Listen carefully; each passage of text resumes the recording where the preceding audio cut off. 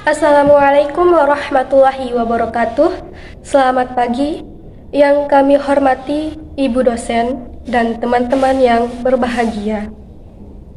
Pertama-tama marilah kita panjatkan puja dan puji syukur kita kehadirat Allah Subhanahu wa Ta'ala yang telah memberikan kita rahmat kesehatan sehingga dapat hadir pada pertemuan pagi hari ini.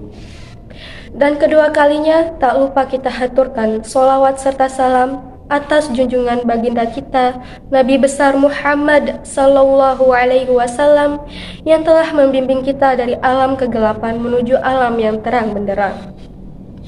Adapun topik yang akan dibahas pada pagi hari ini ialah latar belakang perlunya bimbingan dan konseling di sekolah dasar. Perkenalkan, saya Putri Intan Kumala selaku moderator yang akan membimbing jalannya diskusi pada pagi hari ini. Adapun anggota dari kelompok 1 yaitu Puja Asmawati Ayu sebagai pemateri pertama, Putri Intan Kumala sebagai pemateri kedua, Konita Al-Ismah sebagai pemateri ketiga, Rizky Yatun Amelia sebagai pemateri keempat, Rohikal Maktum sebagai pemateri kelima, dan Sasi Kirana Al-Jupri sebagai pemateri keenam. Baiklah teman-teman, agar lebih barokahnya, marilah kita bersama-sama mengucap basmalah. Bismillahirrahmanirrahim. Selanjutnya adalah penyampaian materi dari anggota kelompok 1. Kepada Saudari Puja Asmawati Ayu sebagai pemateri pertama, dipersilahkan. Baiklah, terima kasih kepada moderator yang telah memberikan kesempatan. Di sini saya akan membahas mengenai latar belakang sosial kultural perlunya bimbingan dan juga konseling. Landasan sosial budaya merupakan landasan yang dapat memberikan pemahaman kepada konselor tentang dimensi kesosialan dan dimensi kebudayaan sebagai faktor yang mempengaruhi terhadap perilaku individu. Kegagalan dalam memenuhi tuntutan sosial budaya dapat mengakibatkan tersingkirnya dari lingkungan. Lingkungan sosial budaya yang melatar belakangi dan juga melingkupi individu itu berbeda-beda, sehingga menyebabkan perbedaan pula dalam proses pembentukan perilaku dan juga kepribadian individu yang bersangkutan. Jadi dalam hal ini sangat diperlukan layanan dan bimbingan konseling untuk mengatasi masalah sosial kultural yang terjadi pada setiap individu. Di sini saya mengambil salah satu permasalahan yang ada di latar belakang sosial kultural, yaitu masalah penyesuaian diri terhadap lingkungan sekolah.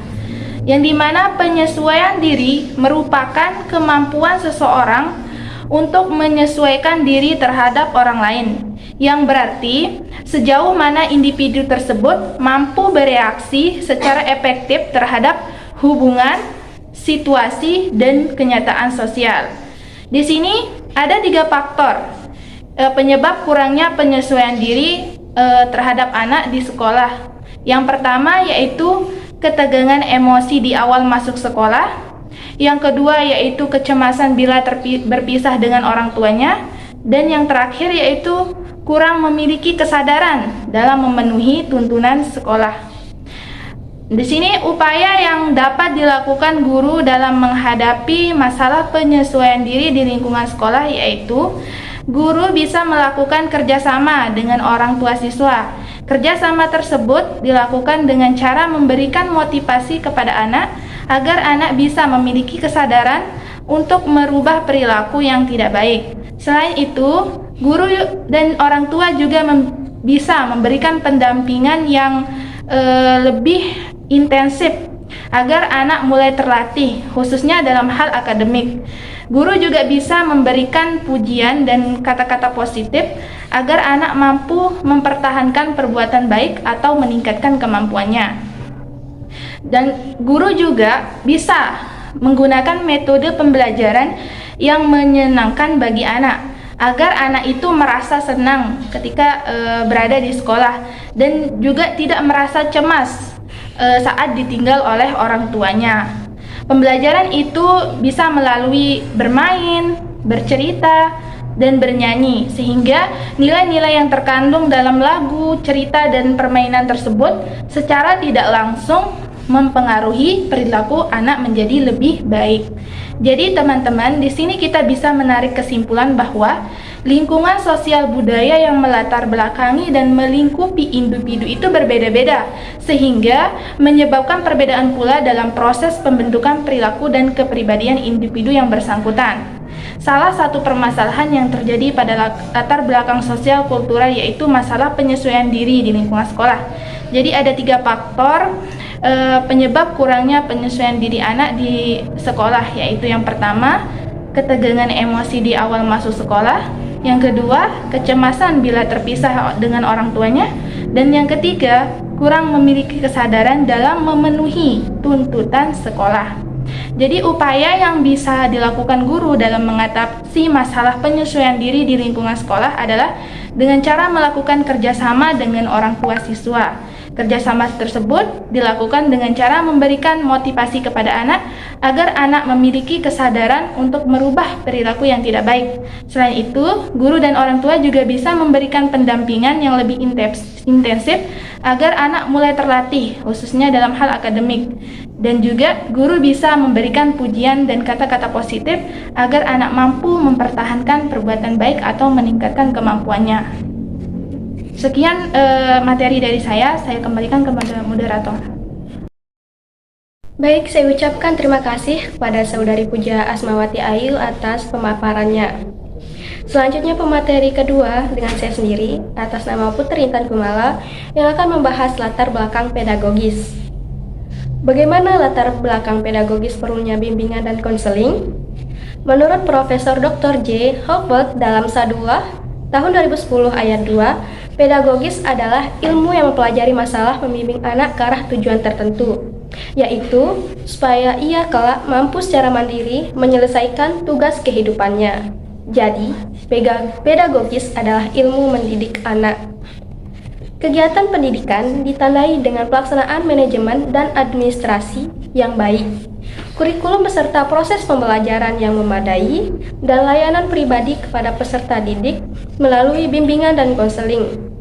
Permasalahan yang dihadapi seperti tinggal kelas, kekurangpercayaan masyarakat pada pendidikan, perkembangan kepribadian yang kurang matang, kurang percaya diri, cemas, putus asa, kurang responsif, tergantung pada orang lain, pribadi, dan sebagainya. Latar belakang perlunya bimbingan dan konseling dilihat dari segi pendidikan, yaitu A. Hakikat pendidikan sebagai suatu usaha sadar dalam mengembangkan kepribadian untuk mewujudkan suasana belajar dan proses pembelajaran agar peserta didik secara aktif mengembangkan potensi dirinya untuk memiliki kekuatan spiritual keagamaan, pengendalian diri, kepribadian, kecerdasan, akhlak mulia, serta keterampilan. Selanjutnya yang B yaitu para siswa sebagai subjek didik memerlukan bantuan dalam penyesuaian diri melalui layanan bimbingan. Penyesuaian diri bagi siswa sangat penting. Jika siswa tidak dapat menyesuaikan diri dengan baik, mengakibatkan proses belajar menjadi terhambat dan prestasi belajar akan mengalami penurunan. Penyesuaian diri bagi siswa sangat penting. Jika siswa tidak dapat menyesuaikan diri dengan baik, mengakibatkan proses belajar menjadi terhambat dan prestasi belajar akan mengalami penurunan. Yang C yaitu sebagai pendidik. Seyogyanya dapat menggunakan pendekatan pribadi dalam mendidik para siswanya. Pendekatan guru kepada siswa sangat penting untuk mendapatkan kepercayaan dari siswa. Hal ini akan mengakibatkan kegiatan mengajar yang efektif. Hubungan yang positif juga akan memberikan suasana kelas yang tenang dan kondusif. Selanjutnya yaitu layanan bimbingan sangat berperan dalam membantu proses pencapaian tujuan pendidikan. Ada 3. Yang pertama yaitu perkembangan pendidikan, yang kedua peran guru, serta guru sebagai direktur belajar. Yang pertama yaitu perkembangan pendidikan. Adanya perubahan dalam berbagai komponen sistem pendidikan seperti kurikulum, strategi belajar mengajar, alat bantu belajar, sumber belajar, dan sebagainya. Yang kedua yaitu peran guru. Guru harus mempunyai informasi yang cukup untuk dirinya sehubungan dengan peranannya, pekerjaannya, kebutuhan dan motivasinya, kesehatan mentalnya, dan tingkat kecakapan yang harus dimilikinya. Peran guru dalam pengajaran dan administrasi yaitu pengambil inisiatif, wakil masyarakat, orang yang ahli dalam mata pelajaran, penegak disiplin, pelaksana administrasi pendidikan, pemimpin generasi muda, serta penerjemah kepada masyarakat. Lalu, guru harus berperan dari segi diri sendiri, seperti petugas sosial, pelajar dan ilmuwan, orang tua, pencari teladan, pencari dan pemberi keamanan. Selanjutnya yaitu secara psikologis, guru dipandang sebagai ahli psikologi pendidikan, seniman dalam hubungan antar manusia, pembentuk kelompok atau settling agents dan motivator, dan petugas kesehatan mental.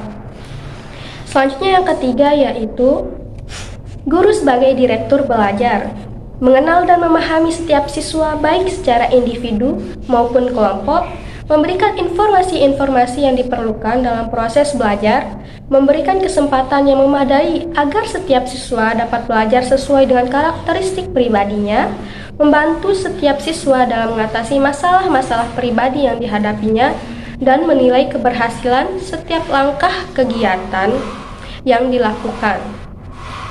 Jadi, kesimpulan dari latar belakang masalah pedagogis yaitu pedagogis merupakan ilmu yang mendidik dan membimbing anak dengan tujuan membantu individu berkembang secara optimal sesuai dengan potensi yang dimilikinya. Dari segi pendidikan, latar belakang diperlukannya bimbingan konseling, yaitu sebagai usaha sadar dalam mengembangkan kepribadian, membantu peserta didik dalam penyesuaian diri melalui layanan bimbingan, dan melakukan pendekatan-pendekatan pribadi dalam mendidik para peserta didik. Sekian dari saya kembalikan pada moderator. Baik, selanjutnya kepada Qonita Al-Ismah untuk menjelaskan materi ketiga. Kepada Qonita Al-Ismah, dipersilahkan. Baik, terima kasih atas kesempatan yang telah diberikan. Teman-teman, di sini saya akan menjelaskan mengenai latar belakang psikologis, perlunya bimbingan dan konseling. Tohirin menjelaskan bahwa psikologi merupakan tingkah laku individu.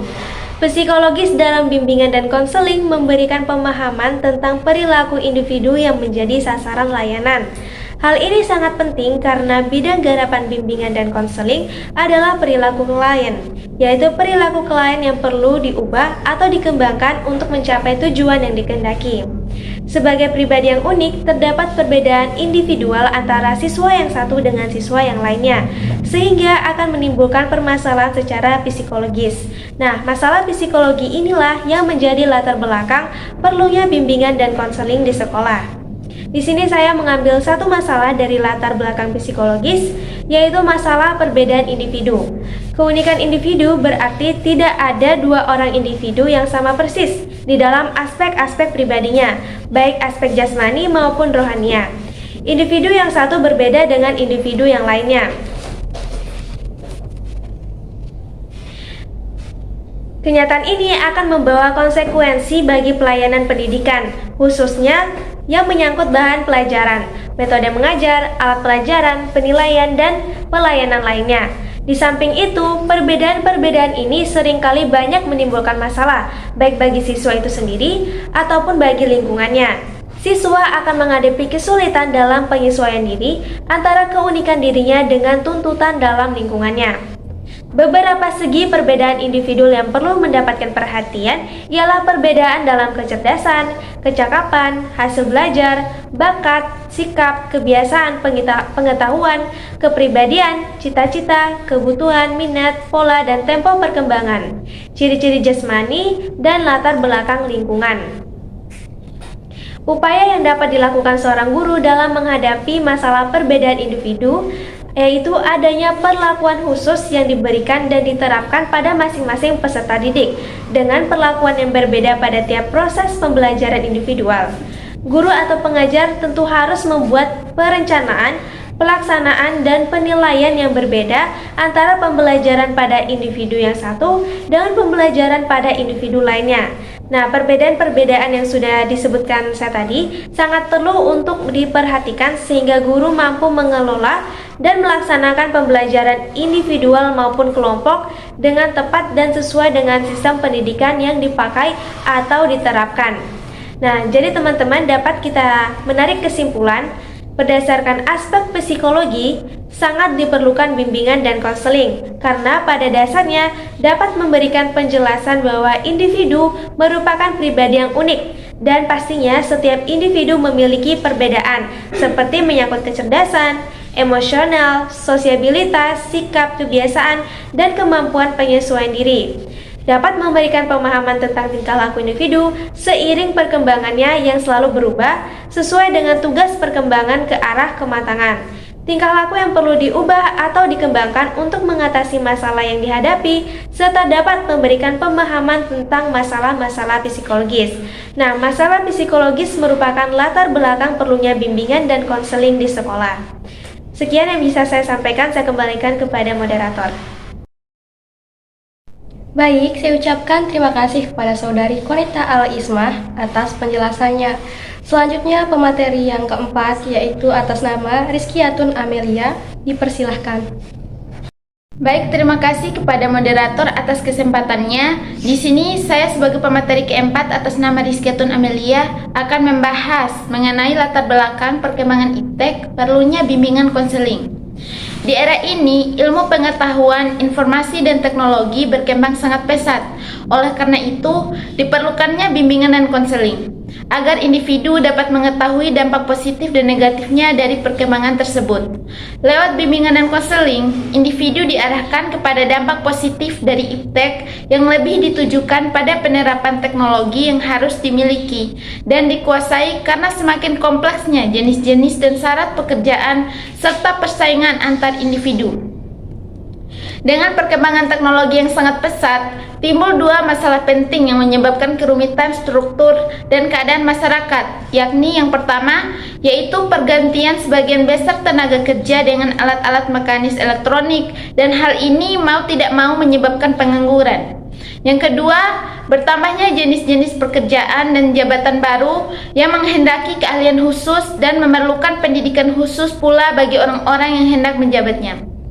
Dari teknologi informasi ini, banyak manfaat yang akan diperoleh, seperti pendapat Abdul Haq pada tahun 2005, halaman 4130, terdapat klasifikasi pemanfaatan ICT ke dalam 3 jenis, yaitu yang pertama, sebagai media atau alat bantu pendidikan, yaitu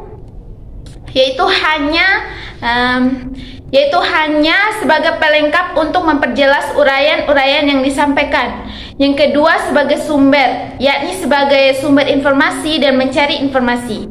Sedangkan yang ketiga yaitu sebagai sistem pembelajaran. Pengaruh terhadap penggunaan iptek tersebut, terdapat sebuah dampak yang dapat mempengaruhi pemikiran kognitif yang diaplikasikan melalui sebuah tingkah laku. Tingkah laku tersebut tidak hanya diaplikasikan anak di rumah maupun di masyarakat, tetapi juga dapat diaplikasikan dalam sebuah pendidikan formal. Berbagai fenomena perilaku peserta didik dewasa ini seperti tawuran, penyalahgunaan obat-obatan terlarang, dan psikotropika, perilaku seksual yang menyimpang, degradasi moral, pencapaian hasil belajar yang tidak memuaskan, tidak lulus ujian, dan lain sebagainya. Serta seringnya masyarakat disuguhi peristiwa perampokan, mutilasi, dan terorisme. Adapun dampak positifnya dalam perkembangan iptek yang sangat pesat ini memunculkan peralatan dan aplikasi yang sangat mudah dipelajari dan dimanfaatkan menjadi media pembelajaran. Hal ini dinyatakan oleh Radmin Ningsi pada tahun 2020 pada halaman 1 bahwa dalam perkembangan teknologi di dalam dunia ini, pendidikan sekarang, yaitu pendidik maupun peserta didik, dapat mencari dan menemukan berbagai informasi mengenai pengetahuan dengan cepat melalui jaringan internet. Pesatnya perkembangan iptek atau ilmu pengetahuan dan teknologi di Indonesia dianggap sebagai transisi dan turut mempercepat proses globalisasi dari berbagai aspek kehidupan. Di antaranya juga menambah kesejahteraan, kemajuan, dan pengetahuan di dalam masyarakat. Perkembangan iptek yang sangat pesat pasca era pencerahan di dunia sains dan seni secara nyata juga berpengaruh terhadap perkembangan atau perubahan di bidang sosial, politik, ekonomi, dan juga hukum.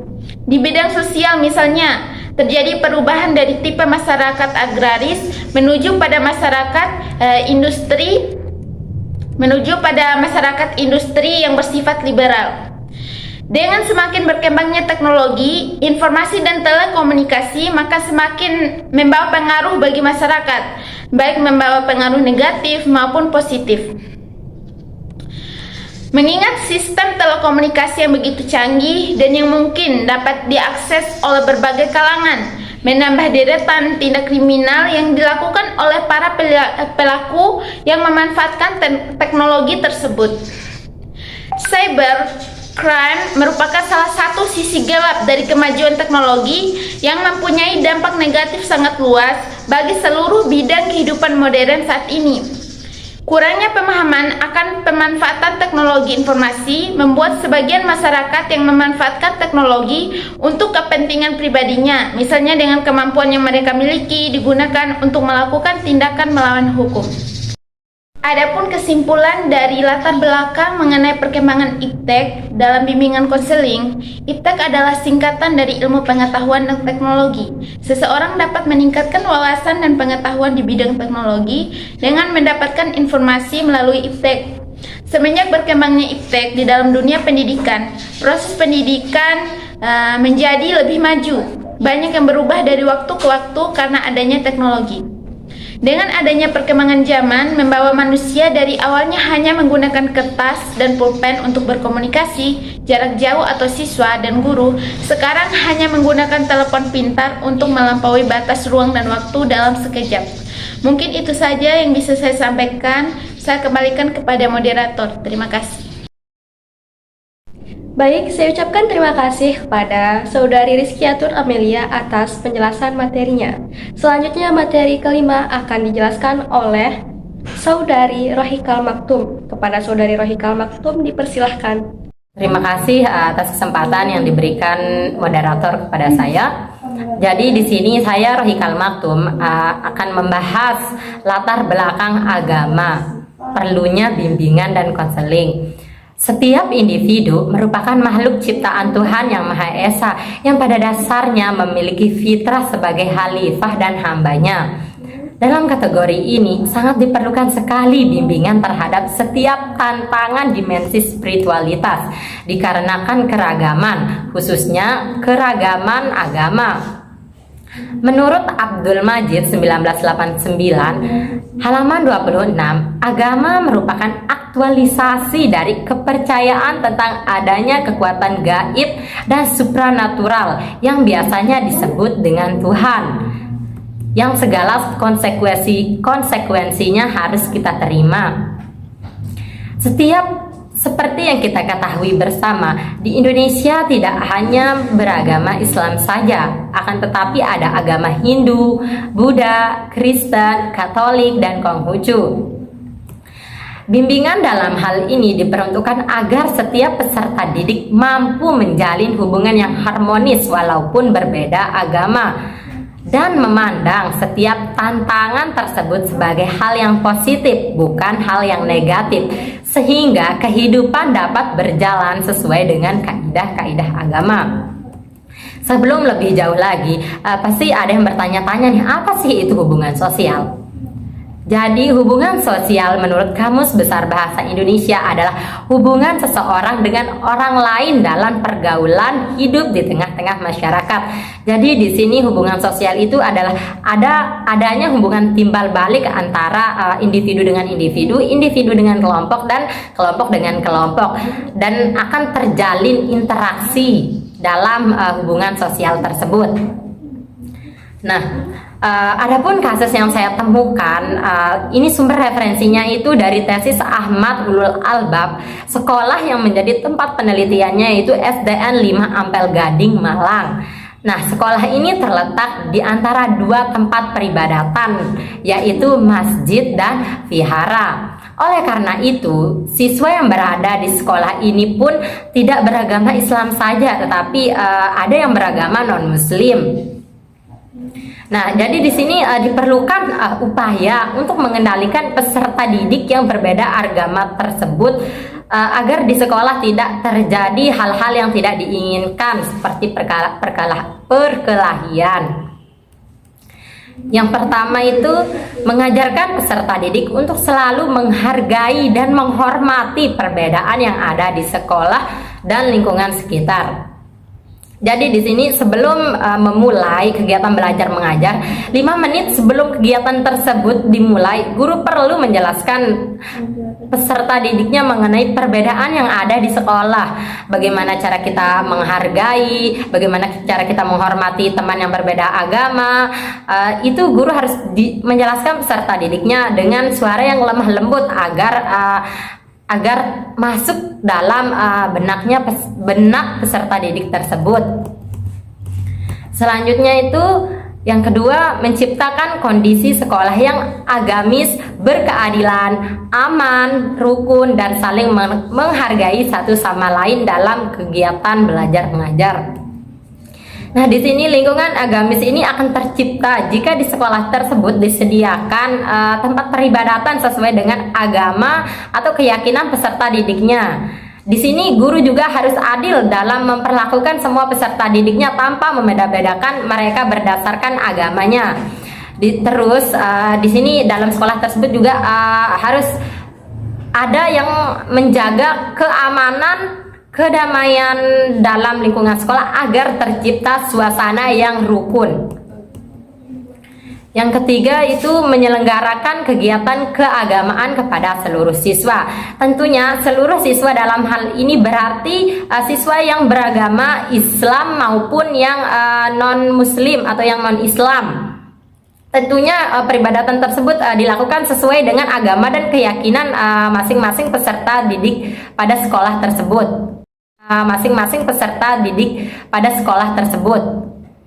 Yang keempat, sekolah mengadakan kerjasama dengan wali murid dan masyarakat.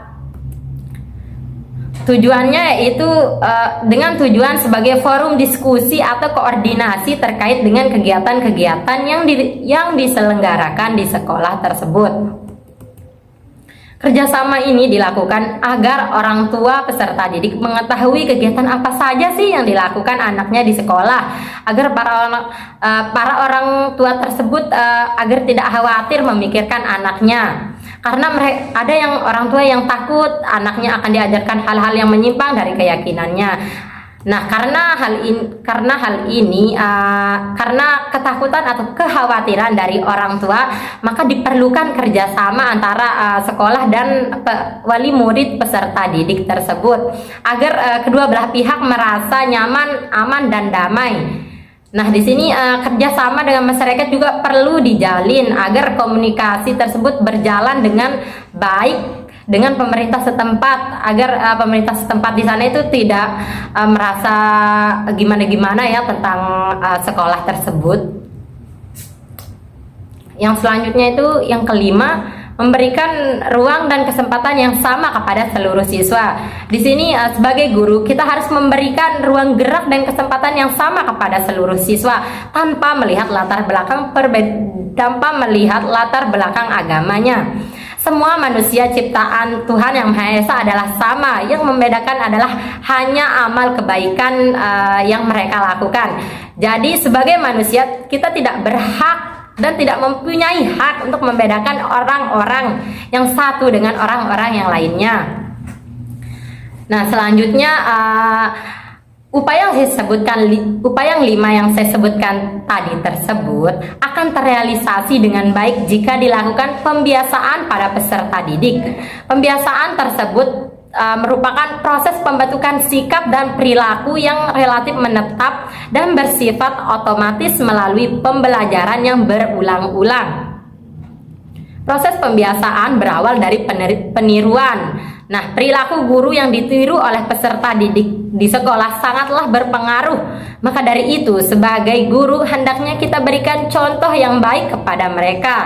Seperti yang dikatakan oleh Abdullah Nasih Ulwan, bahwa pendidikan dengan proses pembiasaan adalah cara yang sangat efektif dalam membentuk iman, akhlak mulia, dan untuk melakukan syariat yang lurus atau syariat yang benar sesuai dengan keyakinan peserta didik tersebut.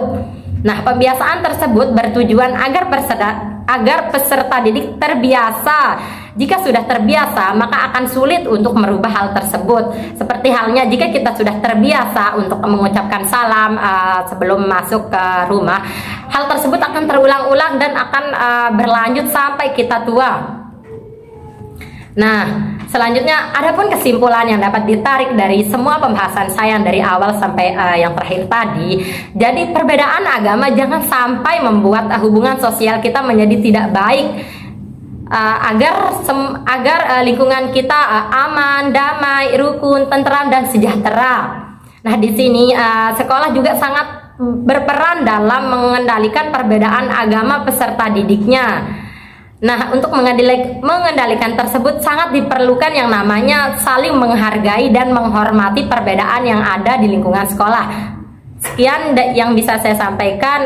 Apabila ada kesalahan mohon dimaafkan. Saya serahkan ke moderator. Terima kasih. Baik, terima kasih saya ucapkan kepada Saudari Rohikal Maktum atas penyampaian materinya. Selanjutnya materi yang terakhir akan disampaikan oleh Saudari kita Sasi Kirana Al-Jupri. Kepadanya dipersilahkan. Baik, terima kasih atas moderator yang telah memberikan saya kesempatan. Di sini saya Sasi Kirana Al-Jupri akan membahas tentang bagaimana latar pendidikan perlunya bimbingan konseling.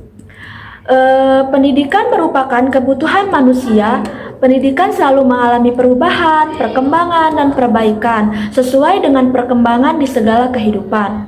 Perubahan dan perbaikan dalam pendidikan meliputi berbagai komponen yang melibatkan di dalamnya baik itu pelaksanaan pendidikan di lapangan atau kompetensi guru atau kualitas tenaga pendidik, mutu pendidikan, perangkat pendidikan, sarana dan prasarana pendidikan, dan mutu manajemen pendidikan, termasuk perubahan dalam metode dan strategi pembelajaran yang lebih inovatif. Di sini ada upaya perubahan dan perbaikan tersebut bertujuan membawa kualitas pendidikan Indonesia lebih baik.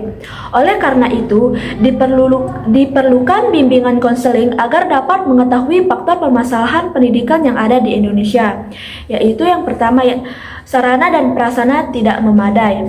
Masalah pendidikan di Indonesia, saya yakin sering dikeluhkan oleh wali murid, guru, dan muridnya itu sendiri. Tidak dapat dipungkiri dari segi sarana dan prasarana memang kurang memadai, terutama sekolah-sekolah yang ada di pelosok. Ini masalah yang klasik dan sudah tidak asing lagi memang. Namun seburuk-buruknya sarana dan prasarana yang ada di pinggiran kota dan desa, masih ada masalah pendidikan di Indonesia yang lebih parah. Kita ketahui bahwa Indonesia negara kepulauan yang memiliki banyak sekali pulau, banyak daerah bagian yang tidak terakses seperti halnya di tempat kita tinggal saat ini. Banyak generasi penerus yang tinggal di kepulauan, mereka tidak hanya terbatas pada sarana dan prasarana saja, tapi terbatas dari banyak hal. Misalnya harus melintasi pulau seberang setiap hari agar bisa masuk sekolah. Hidup dengan keterbatasan koleksi buku karena tidak terakses dan tidak terjamah. Belum lagi masalah tidak ada jaringan listrik, sehingga mereka harus menggunakan penerang tradisional. Padahal sekarang sudah era globalisasi dan bahkan dunia teknologi yang serba terhubung dengan dunia luar. Di sini saya juga akan menjelaskan tentang upaya guru mencari cara bagaimana melakukan aktivitas agar dapat mencapai target yang diinginkan. Yang pertama itu, guru harus peka terhadap permasalahan peserta didik. Guru harus peka terhadap murid yang butuh perhatian yang tepat. Jangan sampai apa yang guru pintar lakukan menimbulkan kesalahpahaman atau ketidakpuasan karena dianggap pilih kasih. Untuk itu, guru harus tahu ciri-ciri siswa yang membutuhkan perhatian dan menangani siswa yang membutuhkan perhatian. Selanjutnya yang kedua, guru harus banyak ide. Seorang guru harus memiliki kreativitas agar dapat menemukan berbagai model pembelajaran yang cocok untuk mampu menemukan cara-cara mengatasi masalah, baik yang berhubungan dengan masalah siswa ketika di kelas, di sekolah maupun di luar sekolah. Yang ketiga yaitu luas. Luas itu menarik atau tidak kaku. Guru memberikan pembelajaran yang bersifat tidak kaku atau mudah disesuaikan dengan siswa agar mencapai target yang diinginkan. Dan yang keempat, guru harus mempunyai motivasi yang kuat. Guru harus memberikan motivasi yang kuat pada peserta didik agar peserta didik semangat dalam belajar sehingga target pendidikan bisa tercapai.